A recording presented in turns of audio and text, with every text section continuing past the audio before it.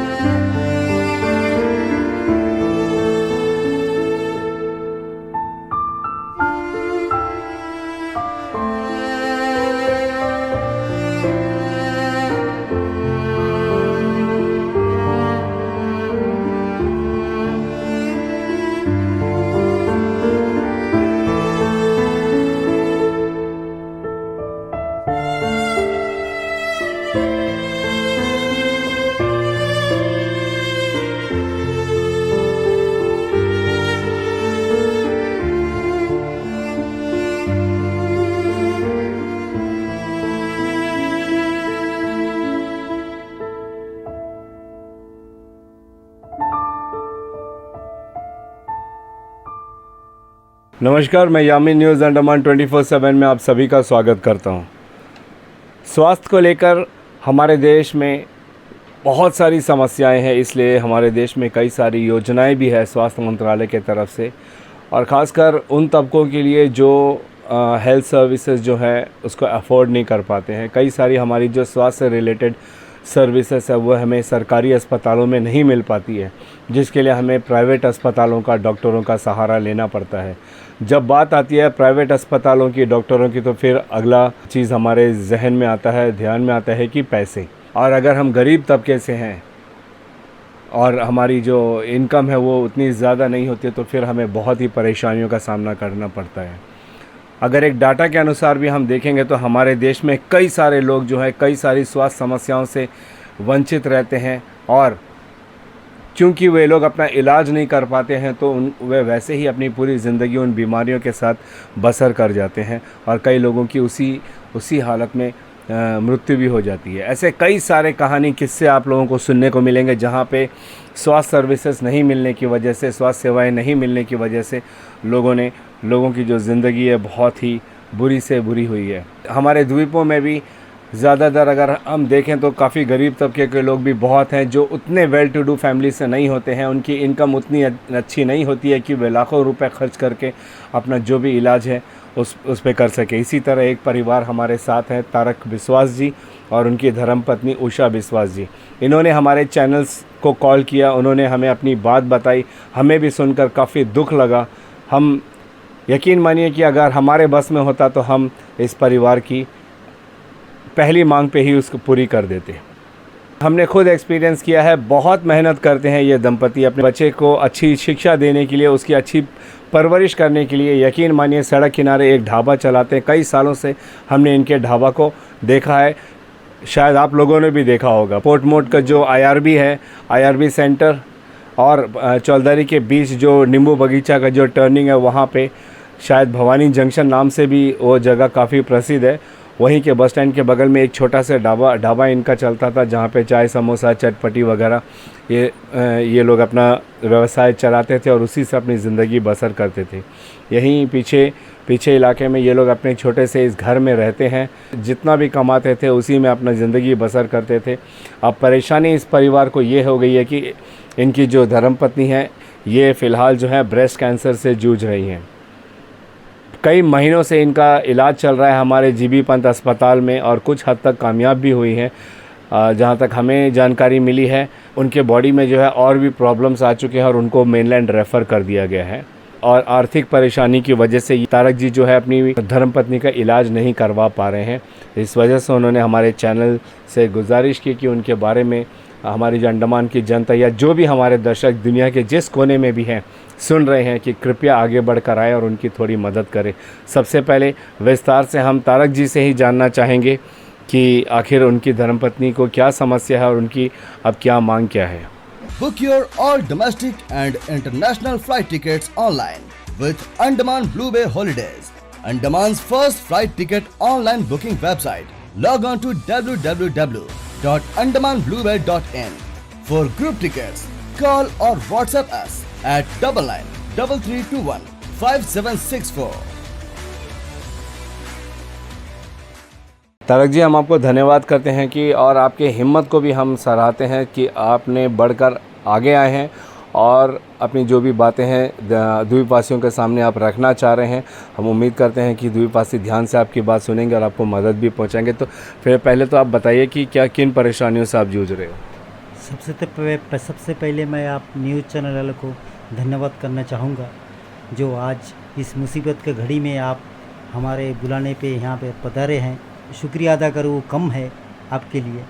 तो मैं आज मेरा मिसेस ब्रेस्ट कैंसर से अभी 8 महीना से जो है इनका इलाज चल रहा है। उनका एक ब्रेस्ट जो है डिस्चार्ज कर चुका है। तो सर अभी जो है इनको लीवर में भी इफेक्ट आ चुका है और रेडिएशन के लिए हमको अभी बाहर जाना पड़ेगा। तो अभी इनका इलाज के लिए जो खर्चा आ रहा है आयुष्मान भारत के तरफ से, वो पैसा से मेरा मिसेस का इलाज नहीं होगा सर। इसीलिए मैंने लोगों से मदद किया, अर्ज़ी लगाया है। तो गांव वालों ने भी मुझे मदद किया है। ये मेरा मेंबर है गांव का, बहुत सारा साथ दिया है अब तक। तो जो पैसा इकट्ठा हुआ है अब तक 20 तक मेरा पास हुआ है पैसा। तो उस पर जो है मेरा मिसेस का इलाज नहीं हो पाएगा। इसीलिए मुझे कम से कम 5 से 6 लाख रुपया और भी चाहिए।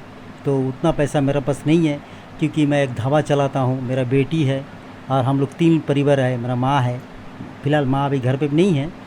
तो मैं चाहता हूँ कि आप लोग का मदद से, आप लोग का कृपा से मेरा मिसेस अगर बच जाएगी तो मेरा बेटी का अच्छा बुरा दिन भी देख पाएगी। इसीलिए मैं आप सभी से अर्ज़ी करना चाहूँगा कि आप सब मेरा मदद करें और मेरा मिसेस को बचाने के लिए मेरा साथ दें। मैं जहाँ तक हो सके दिल जान से भी मेरा मिसेस को मैं बचाना चाहूँगा। ये आप सभी से निवेदन है सर। काफ़ी भावुक बातें कही हैं तारक जी ने। चंद शब्दों में उन्होंने बताया कि वो कितना अपनी बीवी से प्यार करते हैं। बेशक हर पति अपनी बीवी से उतना ही प्यार करता है, उतना ही फिक्र करता है और एक पिता होने के नाते अपने परिवार के किसी भी सदस्य को खोना नहीं चाहते। अपनी बेटी की चिंता भी उन्होंने बताई है। चलिए अभी हम इस वार्ड नंबर 3 चौलदारी पंचायत के जो मेंबर हैं श्रीमती लक्ष्मीकांता जी, हम उनसे जानेंगे कि उन्हें क्या कहना है। नमस्कार न्यूज़ चैनल वालों को। आज इतना रात को यहाँ आप लोग आए थे, इतना रात को इतना तकलीफ़ करके आए थे, हम लोग बुलाए, तारक भाई बुलाए थे, आप लोग आए, इसके लिए मैं धन्यवाद करता हूँ आपका चैनल को।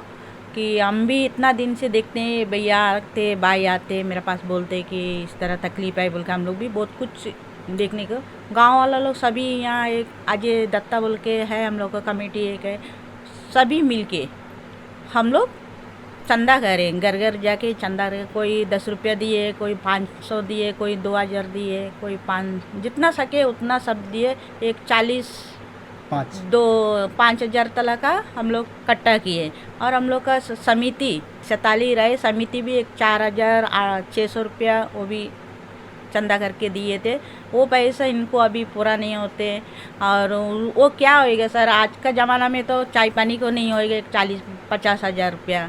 अभी इनका जवान बेटी है इधर, मेरा बात जितना ही भी दूर जाए वो थोड़ा इनको ये करके थोड़ा जितना भी जो सके वो थोड़ा इनको मदद करने से बहुत ही अच्छा रहेगा। सभी को मैं दिल से धन्यवाद करता हूँ, आपका चैनल को भी हम धन्यवाद करता हूँ। हमें नहीं लगता कि उषा विश्वास जी बोलने की हालत में हैं, क्योंकि आप इस स्थिति को समझ सकते हो। और उनकी बेटी भी काफ़ी निराश है अपनी माँ की इस हालत को देखकर, और उनका भी यही मानना है कि बहुत ही मजबूरी है, तभी जाकर उन्होंने इस तरीके से खुल के चैनल के माध्यम से मदद मांगी है। हमारा भी ये फ़र्ज़ बनता है कि हम भी अपने द्वीपवासी है उनके हर दुख सुख में उनका साथ दें। जहाँ एक तरफ नवरात्रि का माहौल चल रहा है, लोग हंस खेल रहे हैं, खा पी रहे हैं, नाच रहे हैं, वहीं दूसरी ओर अगर आप देखोगे तो एक परिवार ऐसा है जिनके घर में मायूसी छाई हुई है, निराशा छाई हुई है।